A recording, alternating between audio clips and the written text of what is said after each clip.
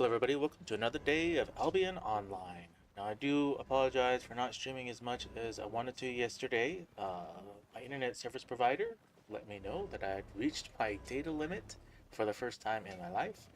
And because I had reached my data limit, I had to go resolve that issue, making me have to pay more money. So now I have to pay more money for my internet monthly so that I can actually keep going, keep streaming, keep playing. So that is what I did yesterday. Now that that's taken care of, where we're going to go over here is we're just going to quickly run through Mara Gorge, and then we'll quickly run through Pen Uchuf, and then we'll see what we're going to do next. We'll leave today up to, I guess, the viewers. What you guys want to see. Whenever everybody jumps in. If people show up today. We'll do faction warfare, we'll do a bunch of other things. Mainly, I got only 2 days left. 30 million was my goal for how much I actually spent to come back. I am looking and eyeballing this premium. It's dropped down to 18,000. If it drops down to the 17,000 again, that price is really not a price I think I'm going to see for a while again. So that's not a bad idea to buy it, because I know I can make the 17 million back pretty quickly.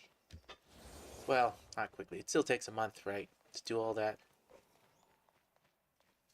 But at least we'll see how it goes.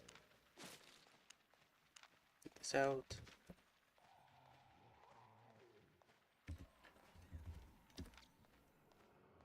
$27.4 million.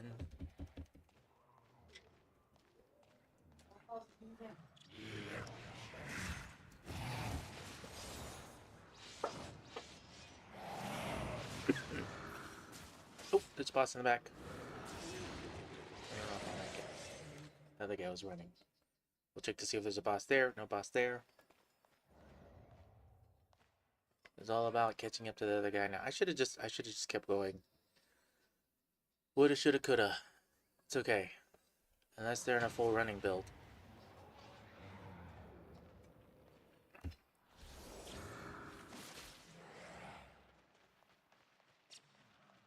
Which they could be.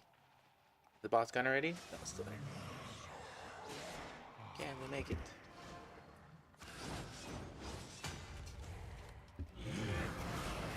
Boss is gone already. 2 players, actually.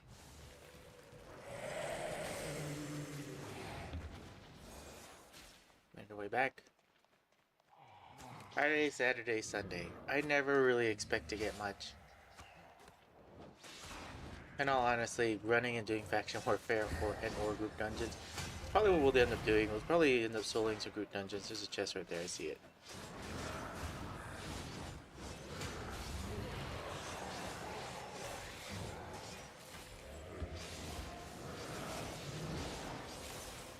Drop bagger right here. Don't have to waste my cape. We are competing against other people, so we'll quickly switch to some real damage gear. We eat a roast pork, and as soon as the roast pork is ready to go, we'll engage this. Roast pork eaten. There are no... Okay, there's one glowy guy.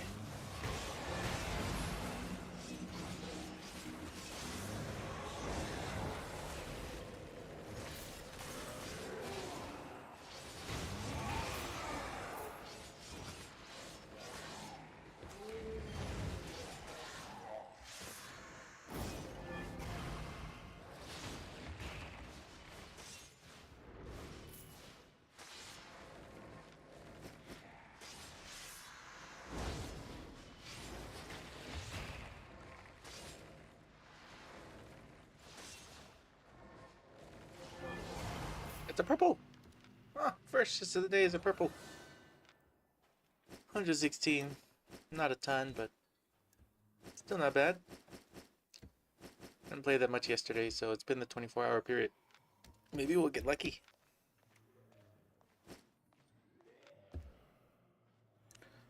It's just a running... That's it, yeah.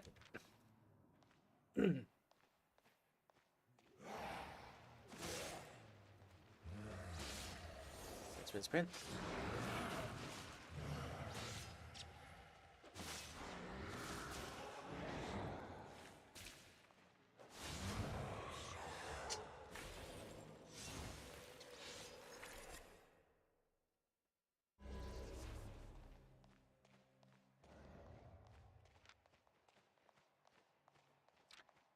Pretty sure we'll hit the 30 million.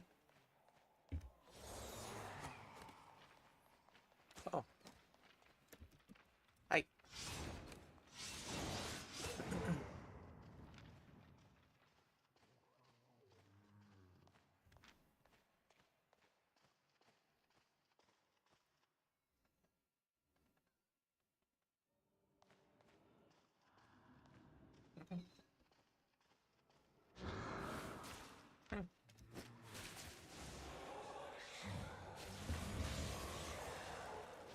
Spinning.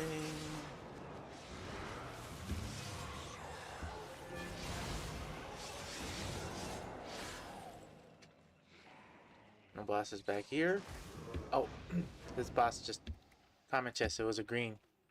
So if you click on the chest, you can tell. See how it says common chest empty. It just means it was green, uncommon, and then they have rare, and then they have legendary. So they have the 4 different tiers that they could be. And if you see the chest there, that means somewhere within the 5-minute time frame, somebody already looted that. So then all you do is put a timer of 55 minutes, and you know that will spawn back again in the 55 minutes. Good. Make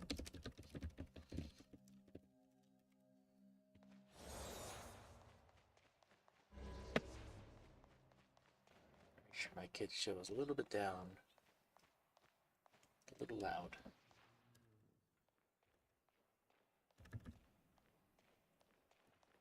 There you go. Okay. No multi today? Well, later. Or later? No, I fixing it.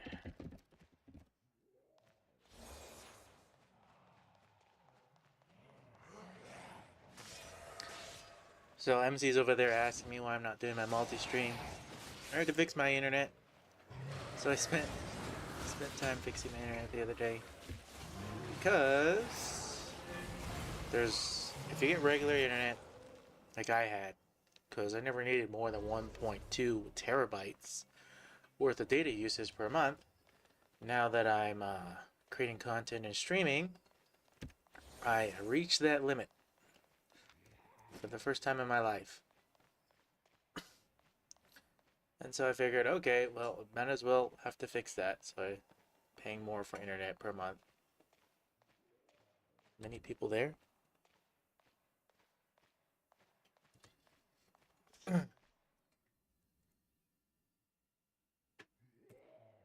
I went over the 1.2 terabyte data limit.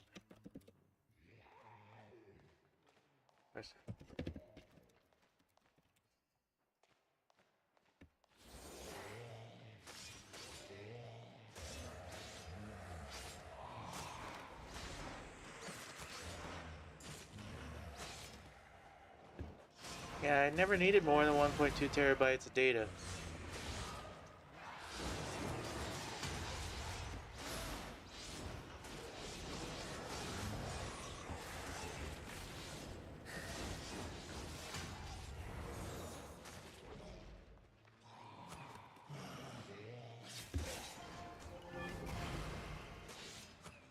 He's like, bro, 1.2 terabytes still, that's a lot.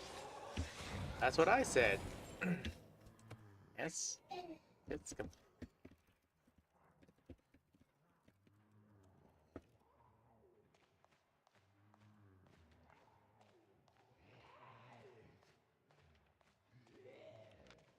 well, nothing here. Quickly run to Panuchef. I know I could sit and camp and wait, but I'm just playing Albion online right now this morning. Just to get back into the groove. Maybe we could switch it to multi-boxing, I don't know.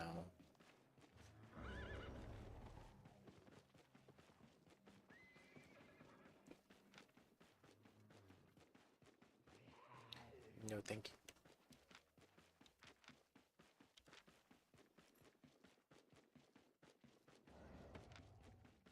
I guess we're running it. Well, we'll do a solo group dungeon. And I know I keep harping on time to effort. So if you watched any of my previous streams, So time to effort, really doing a group dungeon that's even closer to Fort Sterling is actually better than doing all this running back and forth. So what I'm thinking of doing is I'm just gonna grab a scroll and just use it right after. We'll go to Penetra first. I was just checking the warfare team if there's anything. There's 2 items that didn't sell. We'll just take them and repost it.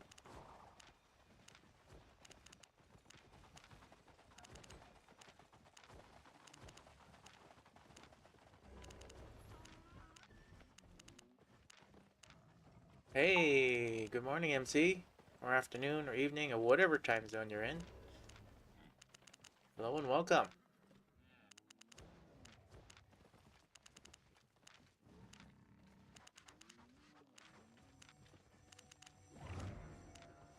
I mean, it is Saturday, so highly considering doing group dungeons.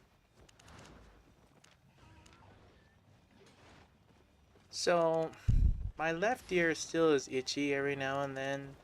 Cleaned it out. We'll see how it goes. It gets clogged sometimes still. So, honestly, at this point, I probably should just go to a doctor and see about it. As long as I'm not wearing headsets, and as long as I don't get it wet too much. And one of the biggest things, the reason why I was getting ear infection is because I was bathing my kid every single day for his life since he was born. And that's when it all started with my left ear starting to be itchy. And then I got into an ear infection. And then, I don't know. So, no longer get to bathe my kid. He's got to learn to bathe himself. That's just the gist of it. And I got to stop wearing headsets so much. So, that's kind of what I did. Yeah, I've actually always had water in the ear problems since I was a kid. Right? Kind of strange for somebody growing up in the islands of Hawaii. Surrounded by salt water. The salt water didn't seem to bother me all that much. It was always regular water from bathtubs and stuff like that. The water just doesn't get out of my ears. So I guess what you can call it is swimmer's ear. I get heavy swimmer's ear all the time.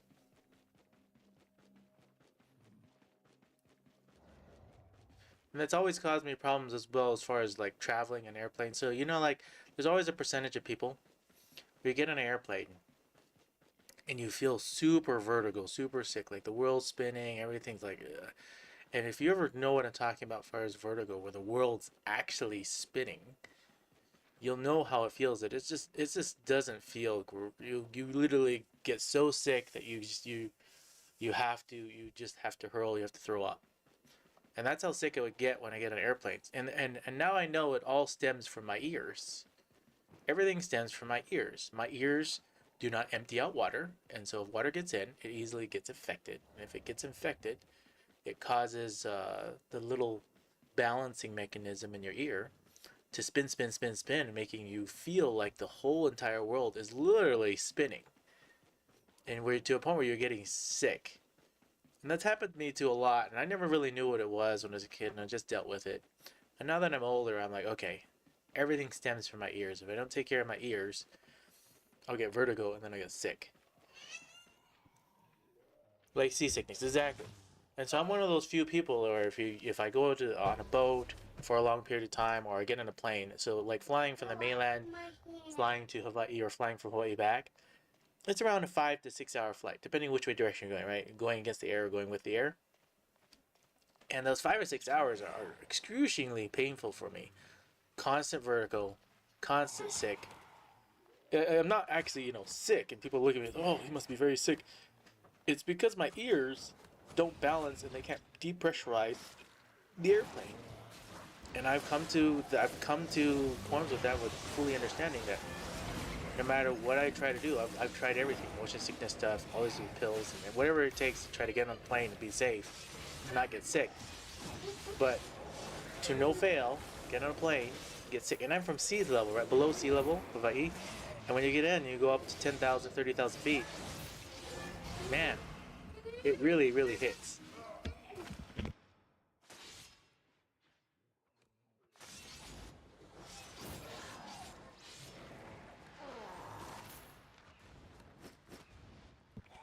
Okay, not even gonna worry about it. He's gonna run to open the chest, but it doesn't matter who opens it. It matters who kills all the mobs.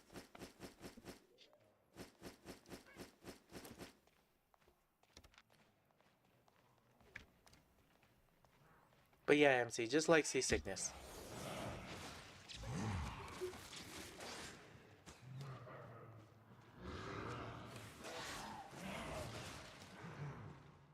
But thanks for asking about my ears. One of these days, just go to a doctor and have them look at it and see what's the problem.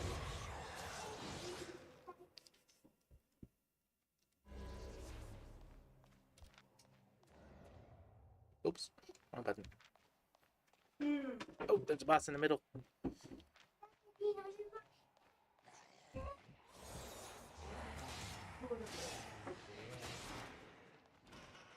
Can I make it to the boss before anybody else does? That's the bigger question. Ate it.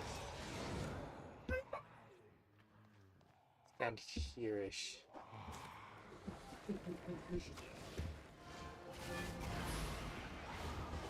Okay, one of the wizards. No, that's a medium wizard. That's a medium wizard. Okay, they're fine. Pull them both.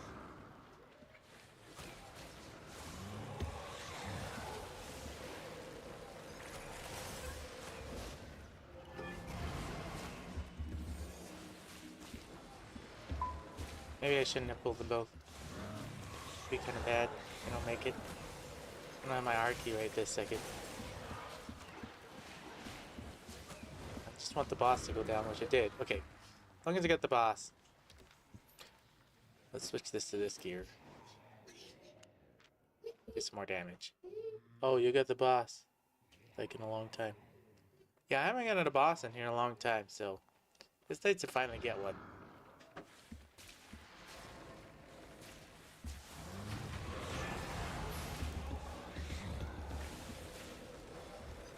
I'm gonna get frozen, I know.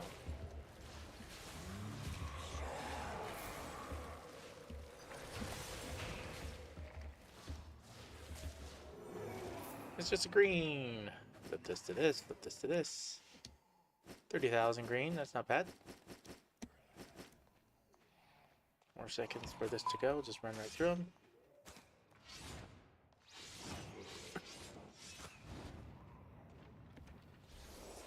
Sprint, sprint, sprint.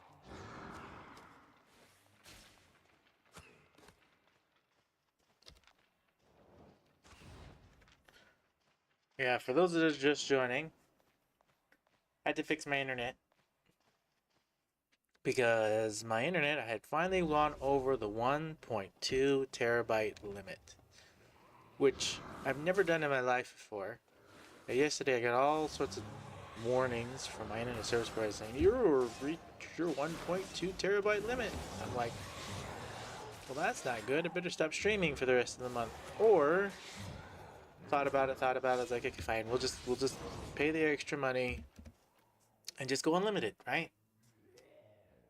So pay the extra money, and now I finally have unlimited data services, so I can stream as much as I want without food. Because that was on my back of my mind. I was thinking, okay, if I keep streaming and I keep doing videos and creating content like I'm doing currently, when will I reach my data limit? And this is the month that it happened.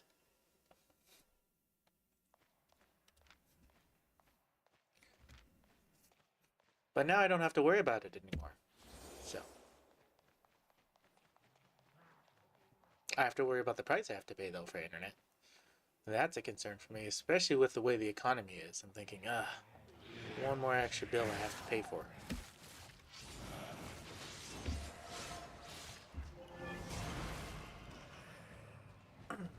But I figured it was worth it because my kid, he watches videos 24/7, basically.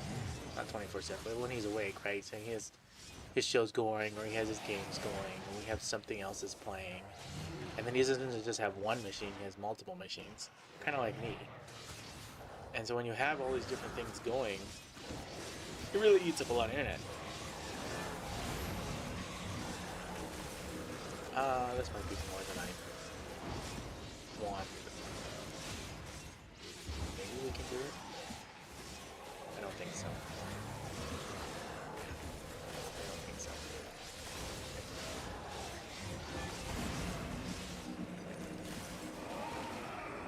Get some of them. A little bit longer, do a little bit more damage. Okay, I cloaked it. Or this. 2 damage. I got some of them. Which is more than I was expecting. Now I've had double Archy, so if I was wearing Spectre Hood, I would have easily been able to take it out. But I wasn't wearing my main set. And these are just 3 knights, so not even a problem.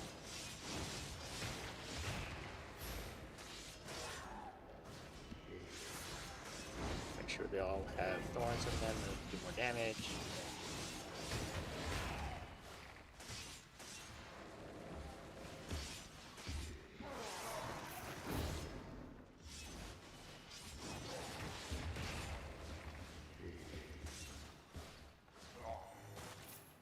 Another green chest. Switch this to running gear. 12k.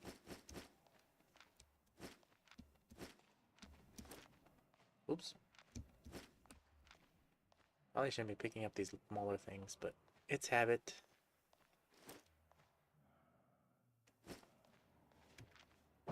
Nothing down there, no boss. Or at least, no, I can't see a boss. Sprint, sprint.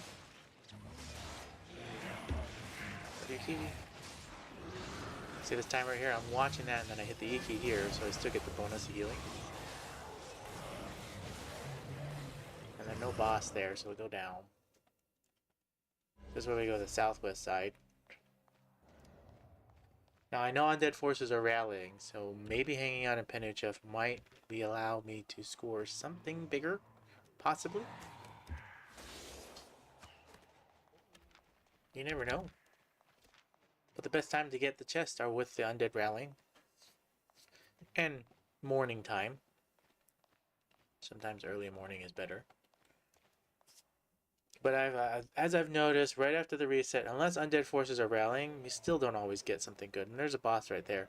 So this boss might have something good because undead forces are rallying, even though it's a yellow boss. But we also have to take into account the 24-hour period. Have I looted? I know there's a chest over. There's 2 chests there. There's another chest there, but the boss is what I care about. So we're running for the boss. And then we'll make our way back to the chest as needed. What do you now? Sprint, sprint, sprint. Oops.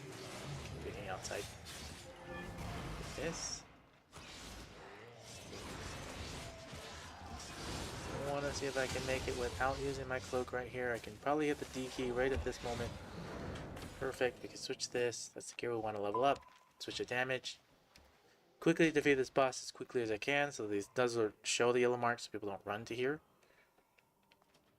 Those are down, so we're good. I don't see a glowy archer there. I just see a glowy knight. So let's just focus on this boss real quick.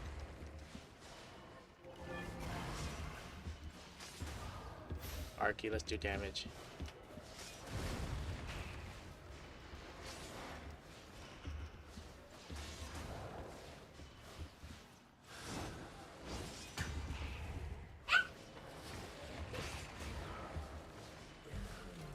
Okay, he's down.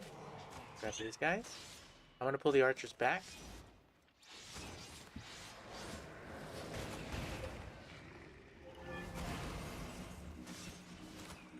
Push them back even further.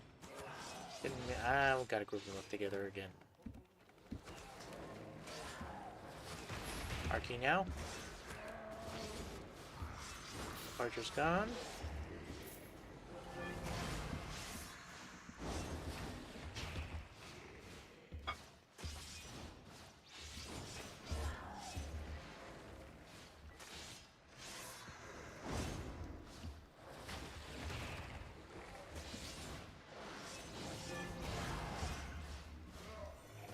a blue.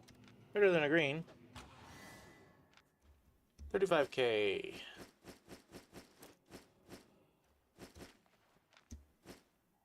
Let's put this on. Put some running gear on. What's the best weapon class for beginners?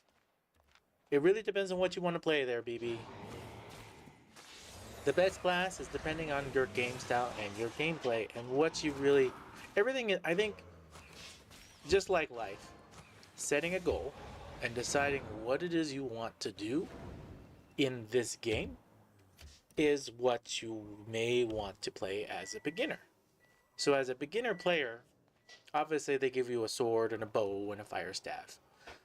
But you've got to decide on what you want to actually fully play. Do you want to play a healer in group content? Do you like group content? Do you want to be a solo player that runs off and does PvP?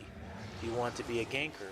Whatever it is, deciding what you want to do for the end game content will decide on what you want to play as a new player. Drop the anchor right here. So when the question asked is what should you play as a beginner, I think it's more based on how you want to play the game, BB. How is it that you want to play the game? What is it your end goal? And if you can answer that question, then I can give you a better, rougher recommendation on what you may want to actually play. Right? Because do you like to do damage over time? Have you ever played any MMOs before? How new are you to games like this, Albion Online? Because that kind of matters, right? If you want to be a healer, then yeah, you could be either Holy Staff or Nature Staff. Do you want to be a healer that plays in a group? Do you want to be a healer that actually solos things? What is it that you want to do? Making that decision first will help you decide on what you want to do. I know I grabbed the extra guys here. Get rid of this archer first. We're gonna go big. We should probably tag these guys as well, just in case, because you never know which one is the mob that says it's the last. Make sure that guy dies. These mobs are still linked. Oh, he's gonna get it because my thing cloaked. Oh well. He takes the chest. No big deal. I don't mind. Still got that mob. I got the book. Who knows who gets it? Oh, I got it. I did more damage to the last mob, even though it cloaked. Not common. Look at that. Who is this? No thank you. No thank you.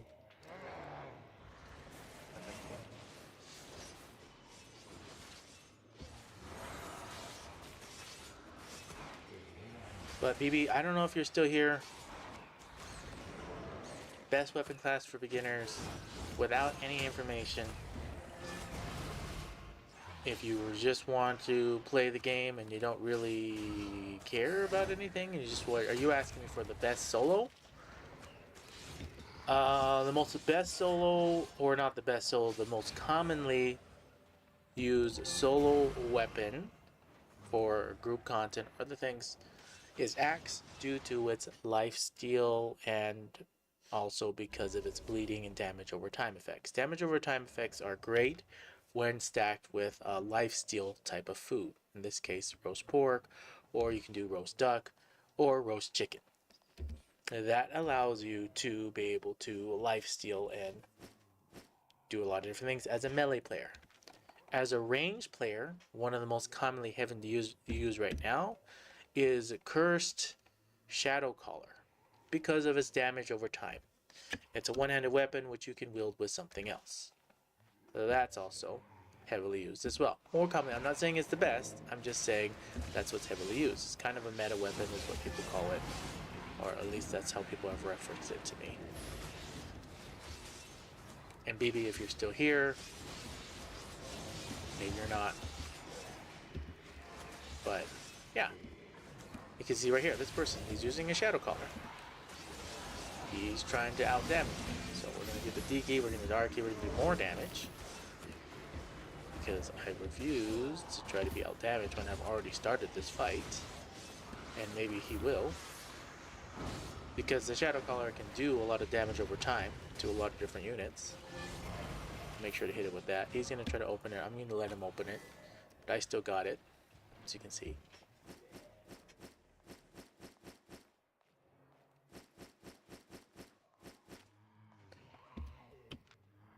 Alright, that may be full loot. Near full loot, basically. We're going to recall it out. We'll come back down. Yeah, I'm a solo player and I used to play a Genshin, but wanted to try something new, so installed Albion about a week ago. Well, nice. Welcome to the world of Albion Online, where the more you grind and the more information you know about the game, the more powerful you technically become. So, one of the videos that I highly recommend is a video that I created as one of my regular content. It's basically a skill guide on how and what you should level up and the reasons behind it. So in Albion Online, and maybe you've already seen other people create content and everything's based on item power, right? Every 100 item power basically equals the next tier up. So whatever you're going to decide to do as a solo player content, and it also depends if you want to be a mage, ranged, you want to be melee. Back in the day, 2017, 2018 time, when Albion Online first released, crossbows were pretty impressive as solo player content. So if you're looking to be a ranged player, crossbows were pretty neat, pretty nifty. However, some people don't like the crossbow feel or whatever reason, so they decide to do other thing. I've seen ice staff solo. I've seen crossbows do solo for range. For melee, I've seen a lot of people use axes. If you want to eventually be PvP or do other things, I've seen battle gauntlets be really effective if you're really good at it. So if you're good at doing skill shots, moving around, a lot of fast-paced combat, and also being map awareness, so everything around you as well as what's on screen, then battle gauntlets could be pretty fun as a solo player. Daggers are also good as solo player as well if you're looking to do cloak and dagger sneak or fight inside a PvP zone, black zone, red zone, which is a lot of, if you look at a lot of the other different content, people tend to recommend that. I don't recommend black zone, red zone to new players, nor do I even recommend it for myself because that's not the kind of content I like to do. As you can see, I like to do the content that's in the blue and yellow zone, run around and do what I'm doing, which is basically relax, get some money, and level up.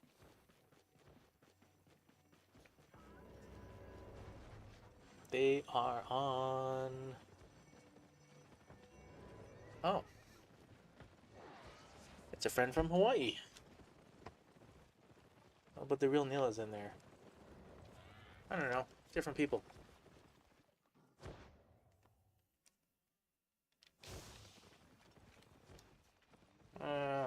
Put on maybe some headsets so that I can actually not get the feedback from them. I don't know if I even gave you a rough idea, BB, but the knowledge you gave me right there, where you play Genshin Impact, you play as a solo player. Do you like melee combat? Do you like range combat? Do you like magic? Do you like healing? All those things play into effect. Genshin Impact has a mixture of both, right? Magic, melee, some ranged. It definitely has a wide scope of, depending on what you want to play. Me, the main reason I pick Nature Staff is I like to heal in groups. I like to be the healer. And because I like to be the healer in a group, I played Nature Staff. That was my whole scope in mind, was just to be the healer in the group. Now, as time progressed and time passed on, it just so happened that Nature Staff they made as a viable solo player to be able to do damage and heal and do solo content. So that's why I stuck with and played as the Nature Staff. Now, the game completely changed from 2017 first release to where it is now, where Nature Staff really can do a ton of damage. But it wasn't always that way. And Albion Online definitely is going to evolve as time goes on because they keep nerfing or making weapons weaker. I don't necessarily say they make anything stronger because they're just trying to balance everything out. And honestly, the Shadow Caller, if people keep playing it, and then people maybe complain about it with how much damage it does, then they're probably going to think of nerfing that as well eventually in the future. That's just my opinion and my guess.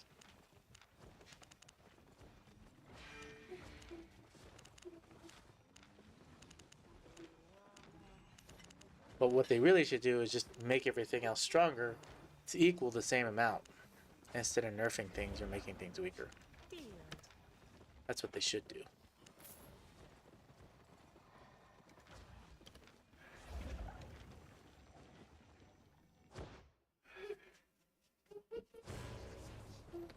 Anyways, I don't know if you're still here, BB. You can see there's tons and tons, right? Looking at all this. The video that I recommend, let me just get it for you. Pull it over here. I'll link it inside the chat just so that you have it. As a new player, there's this 15-minute video that I've created. Highly recommend all Albion players to watch it. What it goes over is Albion Online skill leveling secrets, unleashing your power is what it's called as my regular content. I go through and I explain in detail, at least first choose what you want to do, right? Whether it's daggers, hammers, maces, if you want to do cow control, figure out what you want to do for endgame content. Then look at the base 3 skills. In this case, if I'm looking at battle gauntlets, right? Look at the base 3 skills. The base 3 skills, 1, 2, 3, on every single category, gives a 0.2. See this one? 0.2 item power for all war gloves. What that means is every 5 levels that you get of these 3 base skills equals 1 item power. So when this reaches level 5, you get 1 item power. When it equals level 10, you get 2 item power. So on and so forth. Once this reaches level 100, this will give you 20 item power for any of the other gauntlets that you decide to wear. Let's say, for example, you want to use the Fists of Avalon as an example. This only gives 0.1. What this means is all these subcategory ones, or these specialized battle gauntlets, every 10 levels equals 1 item power. So if you get this to level 100, you only get 10 extra item power. Not a ton, but it all adds up eventually. Now, the main reason why I'm so powerful with Nature Staff, and why I make it look easy a lot of times, if you look right here, my Nature Staff, my main weapon I'm using, is level 120. Where all my subcategories, my base other 2, are also level 100. This equals 20 extra item power, 20 extra item power for my main weapon. That's 40 extra item power. I also have level 100 in all these other subcategories. With this is a 10 extra item, 10, 10, 10. So this means 20, 40, 50, 60, 80. Not, sorry, I'm over here multiplying. 20, 40, 50, 60, 70, 80 extra item power. So because these are all level 100, I have an extra 80 item power for my main weapon. Again, every single time you go up 100 item power, that equals basically the next tier of the weapon. So I'm 80 item power extra because I've maxed out all of my nature staffs. That makes you just a tiny bit more powerful than someone else, or depending on what you want to do. Now, you don't have to level up all these other ones, right? But my recommendation is whatever the base skills are, in this case we'll come down here, and say you do battle gauntlets, level up the base 3, because this is 20, 40, 60 extra item power if you decide to do it with something else. These subcategories you don't necessarily have to level up, but whatever you decide to specialize in, whether it's crossbows or something else, level up the base 3, and then whatever else you want to do. Now, if one of your main weapons is going to be one of the base 3, go ahead and stick with that. But that is my recommendation. Again, I have the video linked in the chat. You can watch it later. You can watch it now. Whenever you decide that you want to watch it, BB, hopefully that will give you a better gist of at least how to level up your skills. It may not give you an idea what you want to choose to play, because you can see there's a ton of different items that you could play with. But yeah, decide what you want to play first, and then go for there.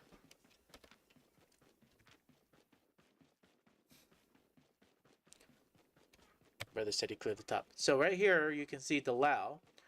For those that are just joining or joining the stream now. Oh, okay, thank you for the information. I'll check out the video on what's the fastest way to level up weapons. The fastest way to level up weapons. So I even have some streams where I've helped out new players, BB. Is the very first thing you want to do, if you push the B key here, right? And you come over here and you're looking at the seal tree and you scroll up and you see right here, Journeyman Adventure. Then you come over here, Adept Adventure. And eventually you get to Expert Adventurer. When you reach the Expert Adventurer, you unlock the ability to do enables enlistment for faction warfare. Okay? As a new player, this is your first goal. Get to be able to enlist in faction warfare. What faction warfare does, you see this little flag right here? Faction flag bonus level 1.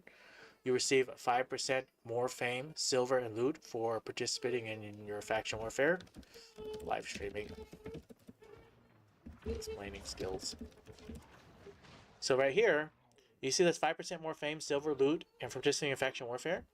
When you faction flag, what you want to do, in this case, I'm at Fort Sterling, and I have faction flag in Fort Sterling. When you go 1 zone away, this is level 1. When you go 2 zones away, this is level 2. When you go 3 zones away, in this case, 3 zones, 3 yellow zones, so you can hang around these 4 yellow zones, 1, 2, 3, 4, if you stay in Fort Sterling, you get level 3 faction warfare bonus. What this means is you get 15% more fame, silver, and loot for participating in faction warfare. Now, the only downsides of being faction warfare is another player from another opposing faction, such as Thetford, or Limhurst, or Martlock, and or Bridgewatch, if Bridgewatch ever makes it up to Fort Sterling. If any of these players come, they can attack you. Now, when you go down and you get knocked down in Albion Online, the only thing that you lose is 5% durability on everything you're wearing, as well as everything in your inventory. That's just a silver cost. Now, as a new player, you're not going to be wearing anything that's expensive to repair. And the amount of silver, the amount of XP that you get, which is 15% more, when you run out here faction flagged and go into these yellow zones and fight mobs, just go out in the open area and fight mobs and level up your weapons and level up your armor. Now, the 2 most important pieces out of all the armor is not your head armor, is not your boots, it's your weapon and your chest piece. These 2 pieces matter the most, because you see right here your chest piece, this is what regards as your armor and your magical resistance. So your boots, all it gives you is health and energy. All these other stats down here, they're not going to really change regardless of what kind of boots you're wearing. Same thing for your helmet. Your helmet doesn't change for your max health and your energy are the only 2 things that change. All these other things, these values do not change. They change only based on what type it is. If you ever played RuneScape or heard of RuneScape, it follows the same baseline as this case for RuneScape. They have cloth armor, they have leather armor, and they have plate armor. Think of it as these 3 different categories. Cloth armor is basically like a glass cannon. You do more damage, but you obviously can take more damage. That's cloth. Leather is kind of the mid-balance, right? A mix between damage and mix between armor. So that's why I have a leather chest piece. So it's basically a mix between the 2. And then you have plate. Plate does more defense, but it does less damage. So depending on what your chest piece wear, it really matters the most. Your chest is what matters for health and everything else. Now, if you decide to go cloth helmet and cloth boots, you can mix up your abilities for doing more damage, such as aggression. You get to do a little bit more damage for cloth boots. And then if you wear a cloth helmet, you can also mix in a little bit more damage. Because again, it's paper tank. That's why your cloth helmet and your cloth boots don't matter as much as compared to your chest. So you can wear a cloth helmet, a cloth boots, and you can still wear plate armor, and you'll still be tanky. You'll also be able to mix in some damage. Yes, kid? Oh, I lost the bath bomb. You lost the bath bomb. Did you use it? No. Then is it still on the shelf? No, I know. Go look on the shelf. I'll help you look after this, okay? Okay. Hopefully that explains some, BB. I know I was going over a lot of different things. I'm trying to explain it as best I can. So here, inside this is my house. Inside my house, I have all the baselines for each one. So what you decide and maybe you want to do, right? Because you really haven't told me too much more on exactly what type of solo play you want to be. So in here I have all the baseline 3 cloth armor, all the baseline stats for magic. Then over here, I have all the leather armor, chest, the head, chest, and boots for the base 3. And then I have all the baseline leather type of weapons. And then over here, I have all the plate, and then all the plate-based weapons. And what I do is I come over here, and I know I was explaining in the faction warfare, the fact is you want to get faction warfare chests. So once you have faction warfare and you get the 50% extra bonus, you also can get faction points. See these down here? These faction points, every single time you get 9,000 faction points. Oh, my kid's asking me to look for the bath bomb. I told you I'll help you look after I finish this, okay?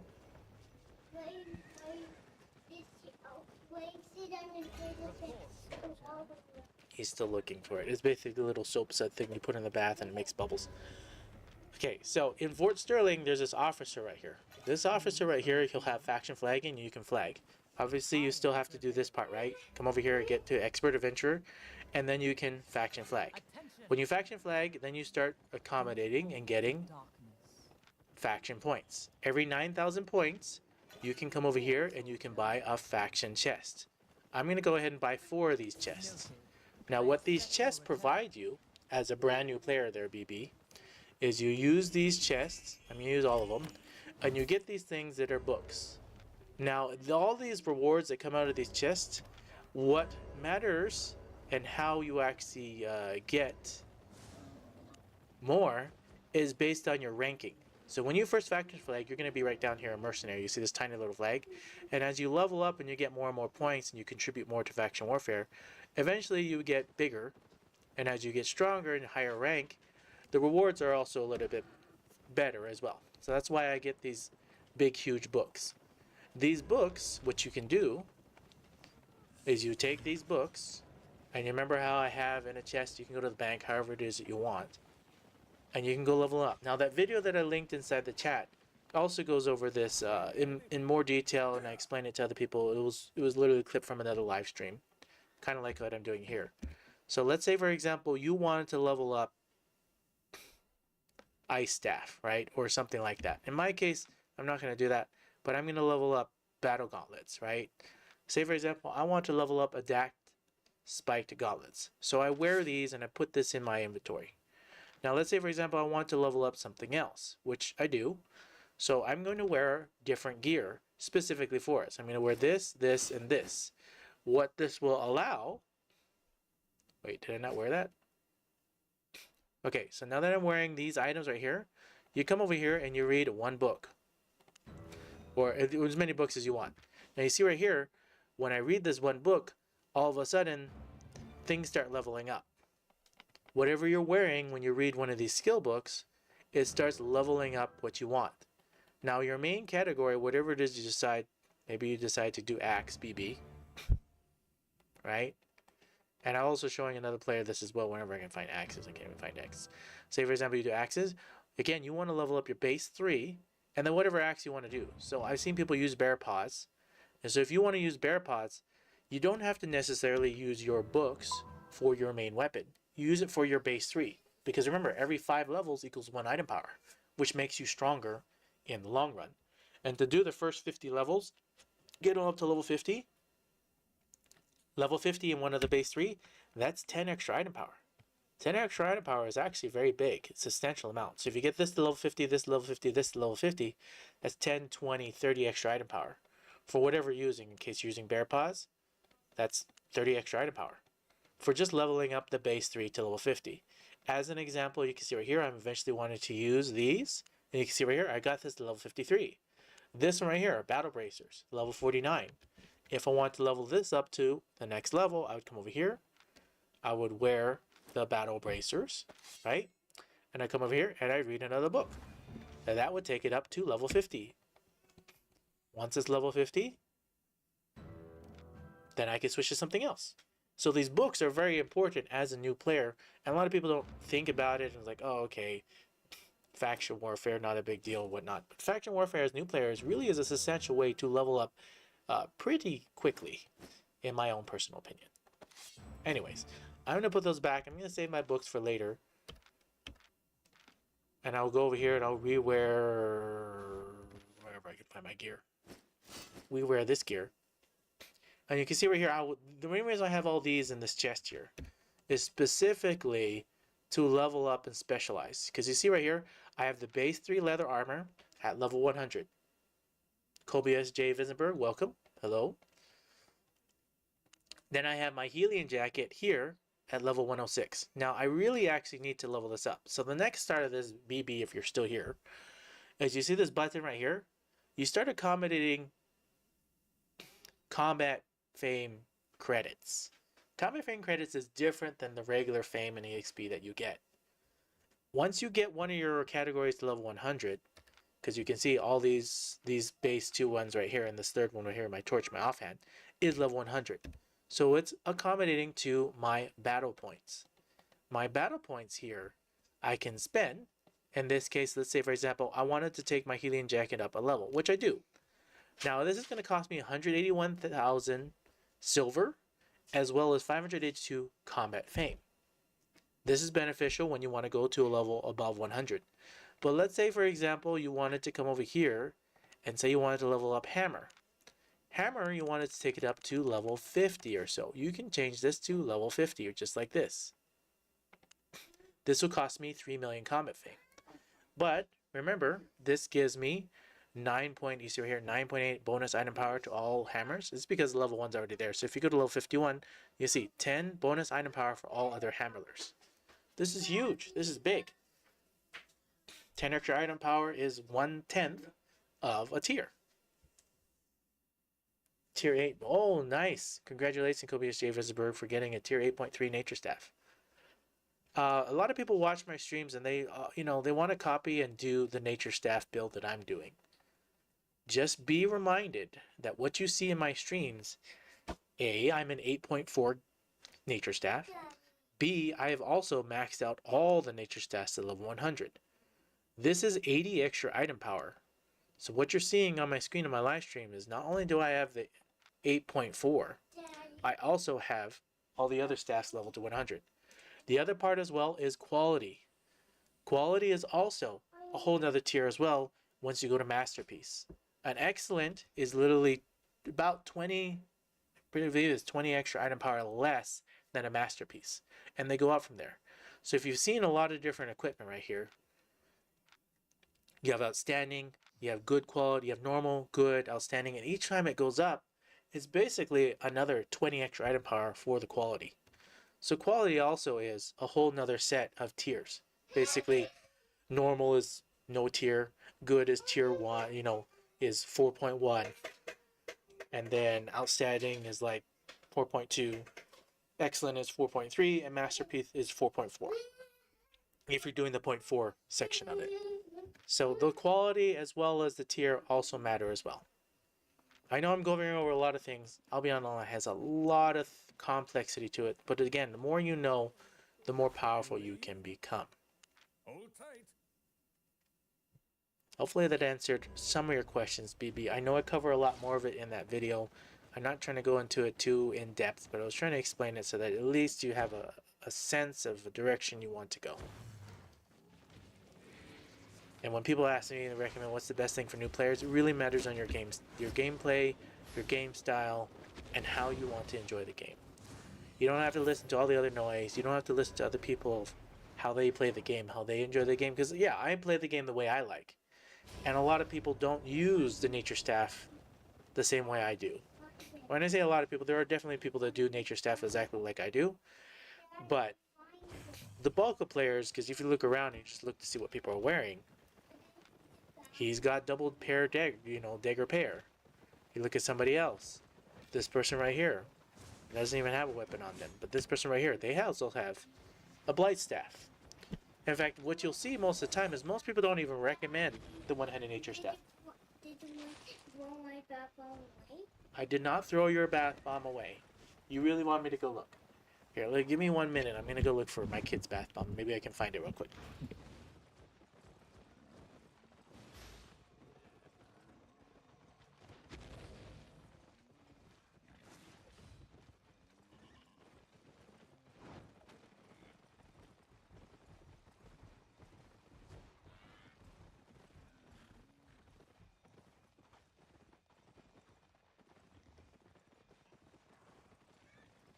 I found it. Grandma hid it. That's the one thing about having your in-laws living with you. They tend to misplace things and forget where they put them. Old habits, right? People like to hide things, and then they hide it, and then they forget where they put it. I hope I don't ever get to that age where that happens to me, because I don't normally misplace things. I like to think of myself as semi-organized, because I haven't really... I mean, there's times, right, I still lose things, but I can usually quickly find it. Where some people, every day, they lose their keys, they lose their phone, and they're like, where's my phone, where's my key, where's my watch? How do you lose it every day? Just put it in the same spot every day and you won't lose it.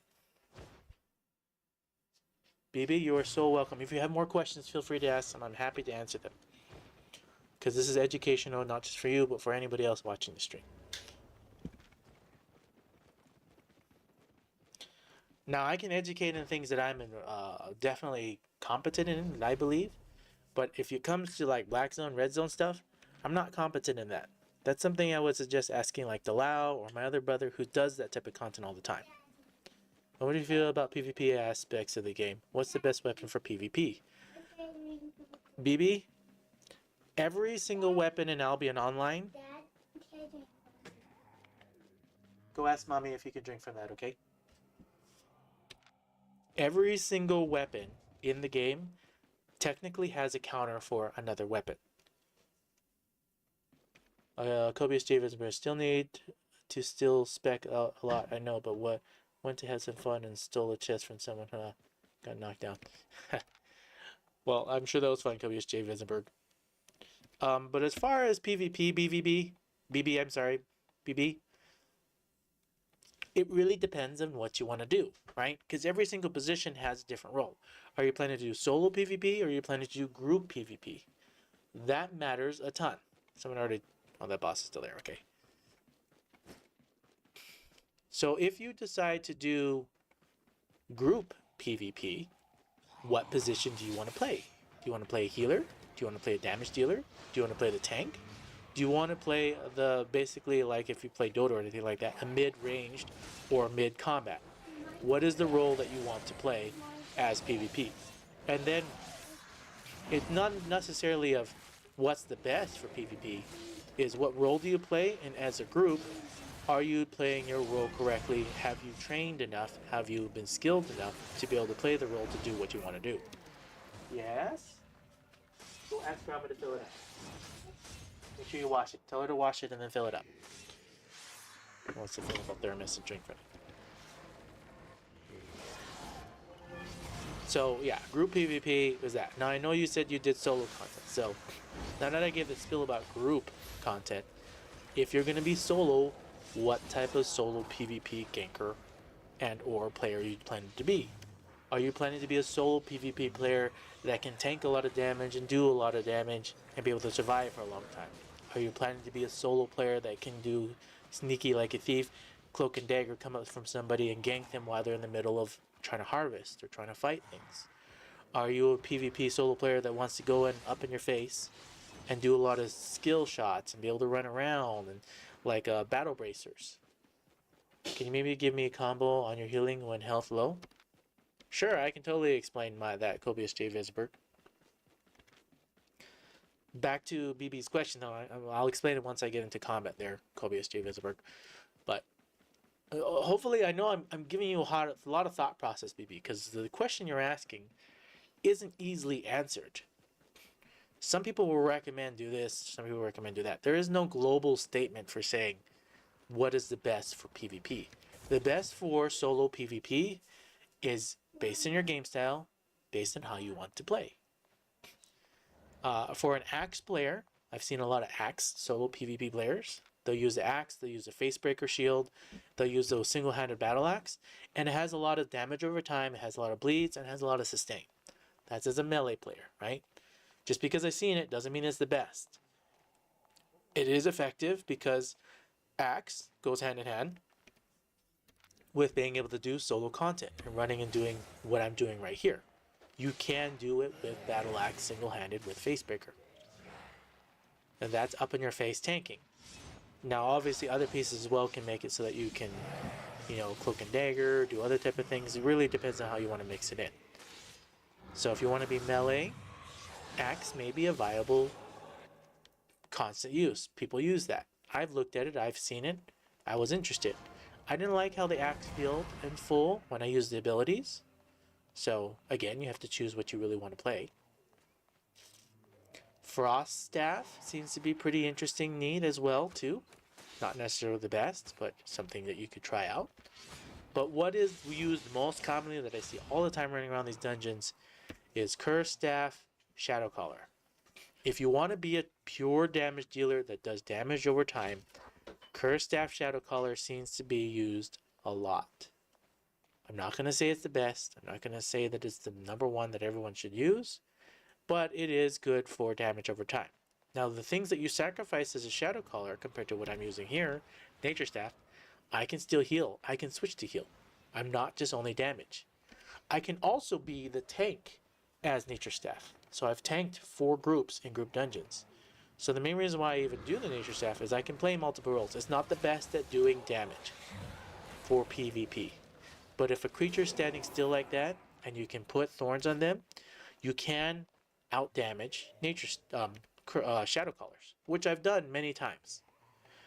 Because Shadow Caller is really good for PvP when people are running around, doing things. You can see right here, even this person's wearing a Shadow Collar, right? You'll see there's a lot of the streams you'll see tons of people having the Shadow Collar build, and then they'll have maybe like some type of damage, and then they'll have some kind of cape that also does damage. But you see the baseline right here: Healing Jacket, Spectre Hood. Everybody I see nowadays has that. The Healing Jacket for the lifesteal and for the damage. The Spectre Hood to refresh the Healing Jacket to have double Healing Jacket. This is the expensive way to go. The cheaper way to go, which I see my brother use, which he doesn't use all the time, is you can use the Stalker Jacket. The Stalker Jacket also has good damage. A lot cheaper, by 2 million in the tier 8 category. But the Stalker Jacket and 2 million is not necessarily cheaper for people that are already rich. But you can see here it does electric field. 106 magic damage to all enemies within a field of 5 seconds, within a field of wherever the field is. Same radius as the Healing Jacket, basically. But the Healing Jacket, not only does it do damage, it also does life steal, which gives the life back to you. And it stacks with your food buff, in this case roast pork. And it also stacks with how much health you are below. Now, to Cobius J. Vesenberg's question, how do I do my rotation? So I'm going to go here and wear my main gear, which is the Healing Spectre Hood. I'm sorry, not in the Spectre Hood, the Healing Jacket, and Guardian Boots. Why didn't nerf a Stalker Jacket this patch, unfortunately? Nilla Wafer, thank you for letting me know. Again, I don't read any notes, so I learned from the audience. It tells me. Yeah, if they nerfed it, then that sucks. It used to do a ton of damage in PvP, so. Anyways, for the rotation here, Kobius J. Vesenberg, how I do it is, as I first engage, I do what I need to do, then I hit the W, well, normally I do the thorns, I heal up, and then I use the F key. I go big. Going big, and the main reason why I go big at the beginning is the more hit points that you have, the more you can tank. Basically all it does is it reduces all damage to 50%, because you know my health drop back down to 3,000. 3,700. That's what I do for the first rotation. The second rotation is when my health goes down to around 75-50%, I then hit the R key. Start getting my life back up. I hit the D key to quickly refresh the R key, so D key's already refreshed. I have R key a second time too. Now depending on how many bobs there are, I'll hit the R key again when I'm at 50% or 75% lower the hit points. and I get it back up. By then, you see right here, giant will be back up, and you do the same rotation for your F, D, and R key. And then you just rotate between Q, W, and E. Now, normally for my W key, I actually go straight damage, so I'm going to switch that right now. To get the damage, same damage ticker, but at least 2 seconds less time. That's huge. 2 seconds less time for the Stalker Jacket really hits into the damage output that it can do.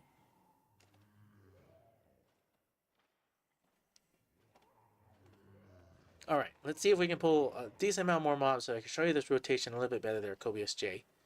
So I'm going to pull these mobs, I'm going to pull this mob, and I'm going to pull this mob. Okay? And so right here I push the Q key down, and I know I don't have any roast pork going, so I'm going to eat roast pork right now. I'm going to hit the E key here. I got interrupted. I'm going to go big, even though I know I'm at 50% hit points. We're going to hit the R key now, because I just go smaller. I'm going to hit the D key.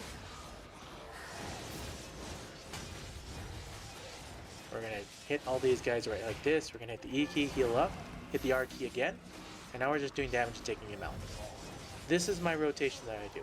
Even though I hit the F key was just a staller, so that now it's on cooldown, and if the fight was still going, I'd still be fighting, but I would be near hit points at the time, and then by the 21 seconds, if you're still mixing in the E key with everything else, you'll still have enough by the time you can use the... My mouse just died. I need to plug it in. Let's hope this cord's actually correct. Somebody stole my micro USB cable, which probably would have been my son. So I had to get a new one. There we go.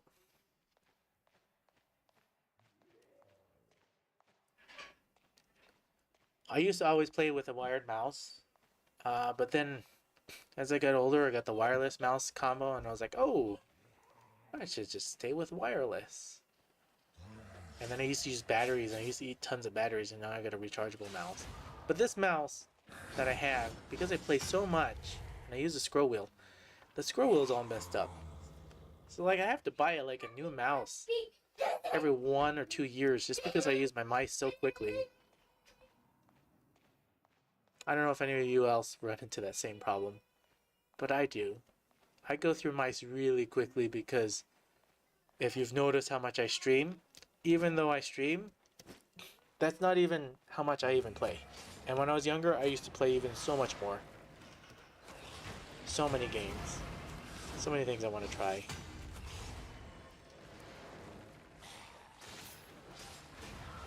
Kobius J. Vesenberg, that gives you a sense of how I do my rotation. Now I understand how to play. Just need to learn for stress when hit points goes down. Exactly. You don't hit your R key right away. That's the biggest thing about my build. People will look at my build, they see it, they watch how I play, and I try to explain it most of the time. I don't explain it all the time. I say when I'm using my abilities, but I don't explain fully why. And so that's why when you ask that question, it's a great question. I've explained it many times in my streams, but I'm glad when people ask it, because the build is not just as simple as having these. You have to time it correctly. The giant, the reason why I use giant first and not start off with R's, I'm not trying to do damage right away, I'm trying to do sustain. So right here, I'll pull more mobs this time again, right? This time I'll pull this guy. I'm trying to avoid the archer. We'll pull all these guys. Now none of these guys are glowy, so I don't even have to worry about this. But over here, you put the thorns on there, right? I do the heal key right here. And now I have my life mostly back. I hit the F key, and now I'm big. I still haven't hit my R or D key. The F key is on cooldown, and you see how it's ticking. And once I go smaller, I hit the R key. Now these mobs are going to go down before I can actually even do the full rotation. You actually have to hit the D key right after the R key. But you don't want to get interrupted, because if you lose it, then you lose it, right? And then as your hit points goes down even more, the only reason I used the R key earlier is because I know these mobs are going to die really quickly. The Great Nature Staff is a great two-handed weapon. I have seen people do long sustain with the Great Nature Staff. But the main reason why I don't use the Great Nature Staff is the one-handed Nature Staff. This is the only Nature Staff with the E key that does damage. You see right here, when you have 3 of these thorns stacked on however many units, it can be 5 units, it can be 20 units. If you have 20 units and you hit the E key, anybody in this radius with 3 thorns on them, take damage. Not only do they take damage, they're also snared for 4.24 seconds. So you see right there, 654 magic damage, and it snares them. There are so many times in group PvP and solo PvP where I've used the Circle of Life, and because they're not aware and they're not ready for it, so you're moving, all of a sudden you get stuck and you can't move anywhere, you're clicking, it psychologically messes them up, and they forget to use their abilities, and all their first reaction is, oh, I need to run, he just snared me, I need to run, and they forget to use their abilities, and while they're running away, somebody's running this way, you just throw thorns right down in front of them, they walk right into it. Yes, they can walk right out, but they already took thorns, and as they get more thorn charges, you can snare them again. And so when somebody's running away like that, by the time they realize that they're taking that damage, now the psychological warfare is not just the snare, it's the damage they take, and the fact that I just got healed. And they see it, and they feel it, because you can see the enemy's hit points bar goes up, your hit point bar goes down, and you can't move, you're psychologically trying to run away. It really does play a huge number on a lot of people. It doesn't work on everybody, but it works on a lot of people, and you tend to actually be able to win. Now, people that are seasoned PvP players is not even going to phase them, right? They'll come in and they'll still be able to beat you or whatever, and or you beat them, but it just takes practice. You don't fret over. I don't fret over my build. I don't fret over when I lose or I go down. I just keep going, and everything I do, like this right here, this is all practice. Practice for running, practice for doing things, and then I hit the R key so I get more life back, so I can make it all the way in. I'm trying to run to this boss. Someone literally just beat the boss, which is this Shadow Caller guy. I'm going to drop aggro here. We're going to walk right to here because I know this will stop that. But I'll try to make it.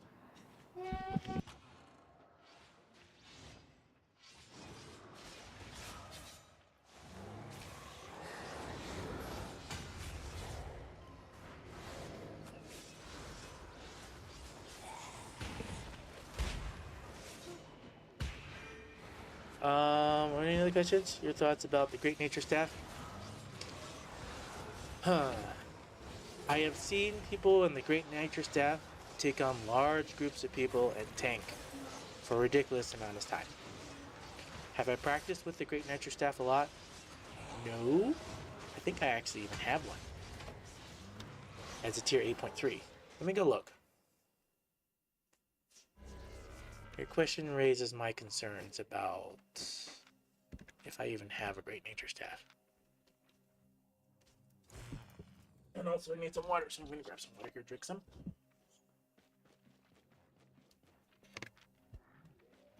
No boss up top.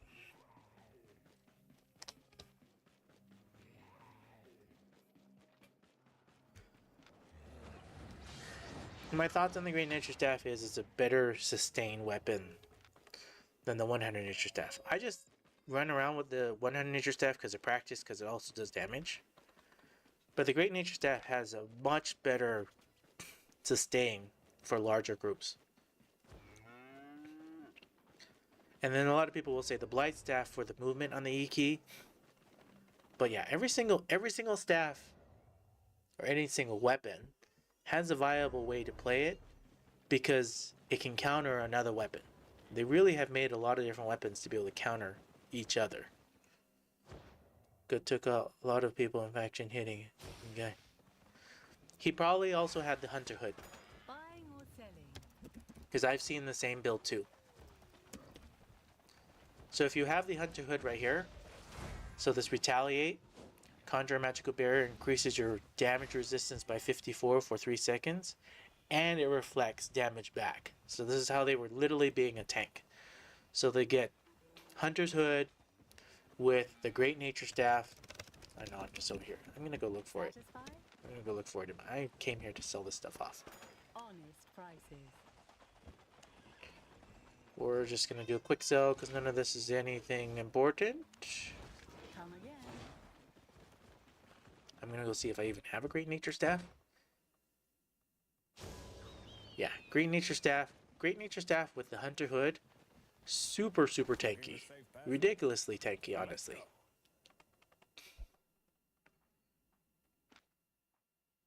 Okay, I have one other extra 100 Nature Staff. I have a Blight Staff. I think I sold my Great Nature Staff, honestly. I had one. I sold it. But I have one in the box. This box. That's a Wild Staff. There's a Great Nature Staff. So the Great Nature Staff does is Living Armor. I know this is only a tier 4 of it. Protects the target with ally with Living Armor. Increases damage resistance by 38 for 4 seconds. And whenever a target receives direct damage, heals it for 86 hit points. Huge, huge, huge for sustain and living for a long time. They had the Great Nature Staff. I believe it's great for sustain. Now, unless you are actually whacking them, the only other way that they were doing damage as well is with the Hunter Hood. The Hunter Hood was reflecting damage. And the only other thing that the person was probably using was they probably had a combination of like this. They probably had Thorns. They probably had Living Armor. And whatever the third one was, they're probably using Protection of Nature. So they mixed in Protection of Nature with Living Armor with Hunter Hood to reflect damage back. And they probably put all this huge damage resistance back, and every time you hit them, he gained basically all their life back. And by the time they had all their life back, they could just run around. Now, the other thing they was probably wearing as well was probably the Hunter Jacket, so they can go invisible anytime you wanted. No idea what boots they were wearing. But that's a very common build that I've seen a lot too when doing faction warfare. In fact, it's so viable that I've even thought about doing that. Buying a Great Nature Staff, buying a Hunter Hood that's a tier 8.3 at least, or 8.2. Probably 8.2 because it's cheaper. And running around and doing that. In this case, how much is a Hunter's Hood? On the West server at Fort Sterling. Hunter Hood. Tier 8.2. 510,000. That's not that expensive. Tier 3, that's a whole million because it goes up a tier. Tier 4, doesn't have. So tier 2, and then you take the quality here. So if you just do normal, there is no normal. You do good. I wanted to show this to the item power. See, this is 1704 item power for good. When you change this to outstanding, this goes up 20 item power, 1724. When you change from outstanding to excellent, this is another 20 extra item power. That's why the price went up, 1744. When you go to Masterpiece, which I doubt there'll be any, but I guess there are, Masterpiece is 1784. And you can see right here, the price for this right here shoots up to $1 million. Compared to this, 631. So for just a 20 extra item power, it's probably better to just go to this right here and just go tier 3. Because this is the same price, but you see 1844 compared to a tier 2. That's a Masterpiece. It's not even 1844. So it's actually better to go to this enhancement level 3 and leaving this as excellent. And this will give you a better. So anyways, just the thought process if you're looking at prices to see what's better. I know the price is 144, but somebody put it for here for this much. And this is something that I'm actually let's look at tier 4. There is no 8.4. There is a 8. Excellent. And just because I kind of actually want a Hunter's Hood to be able to actually...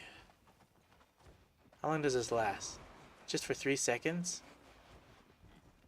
This is a 3-second timer that really doesn't entice me compared to the Spectre Hood. But that 3-second damage reflection really can do a huge amount to players back. 85% of incoming damage has magical damage back to the player. I don't know, that's actually a decent price for this. It's even below estimate market price. I'm gonna buy it.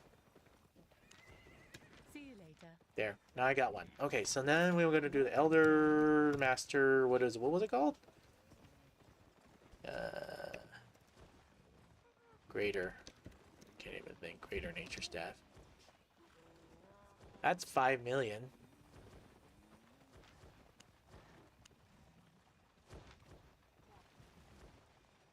No thank you. No excellence. They don't have any tier 4s. I mean 4.4. They have 8.3. This is a 4.5. You see this is outstanding. So 1828. And this one right here is excellent. So 20 extra item power for 500,000 more.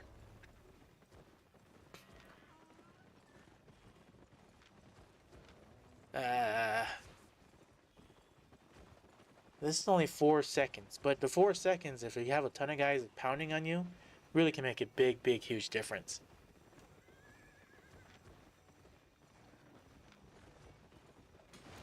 I mean, I should technically buy at least one of each nature staff to showcase it. Great nature staff.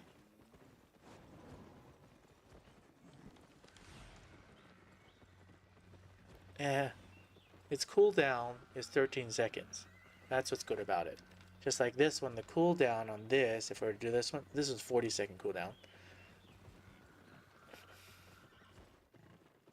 Yeah, I would do this one. I don't know. I bought one.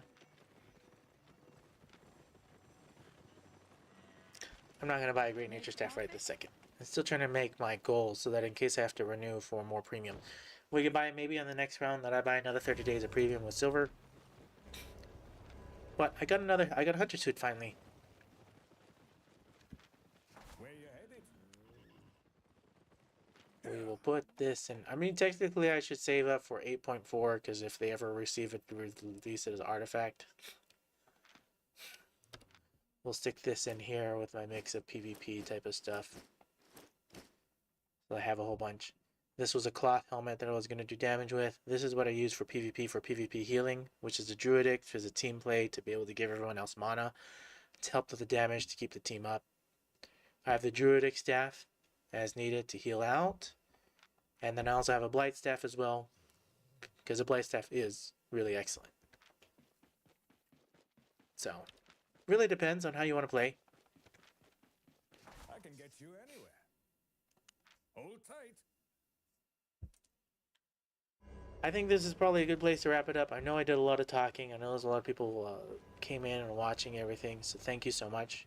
If you enjoyed this content, please feel free to smash the like button. Helps me out a ton, helps to push out this content to other people, bring awareness, bring them into the loop, and helps me out a ton. Thank you so much.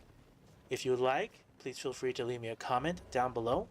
Tell me what you like, tell me what you don't like, especially what you don't like so that I can improve and make better content. If you have not already, please feel free to subscribe. If you don't want to subscribe, that's okay as well. Come back once a week, once a month. Check out what content I have, and or come back daily because I am streaming daily. I gotta go enjoy streaming. Thank you so much, Kobe J. Visberg. You have a good one. Thank you all for watching. Thank you all for being here. Thank you all for supporting me. And you all have a wonderful rest of your day.